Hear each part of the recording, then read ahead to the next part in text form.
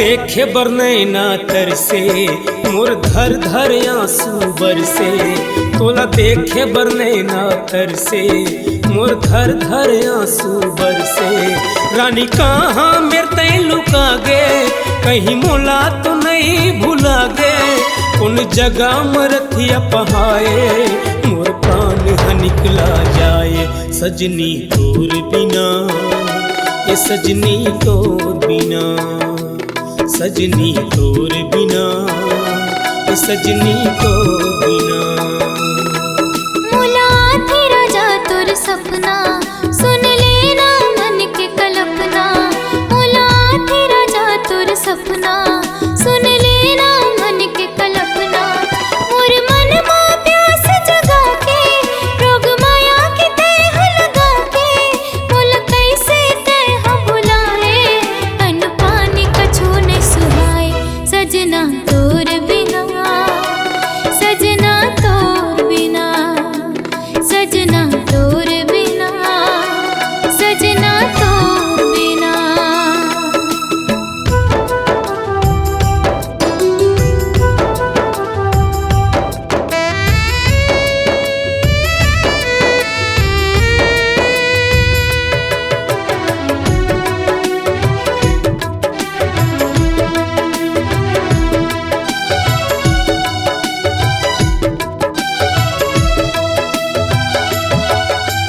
मन के मोर पिंजरा माँ बैठे बन के तय मैना।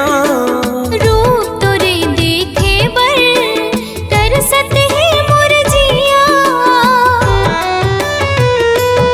हाँ मन के मोर पिंजरा माँ बैठे बन के तय मैना। रूप तोरे देखे बर तरसत है मोर जिया। का लिखे है मोर विधाता, कैसे ते भुला गे वादा।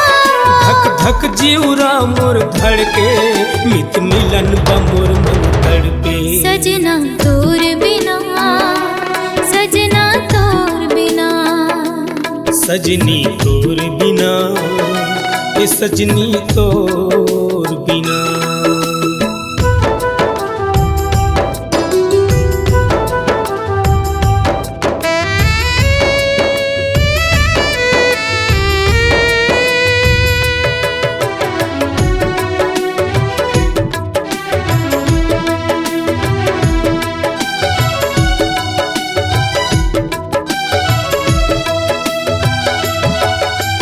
दिन हरथिया मोला लागे, बन जानते मोर दिया। जिए नहीं सको तोर बिन, आके ले जाब तना। हाँ दिन हरथिया मोला लागे, बन जानते मोर दिया।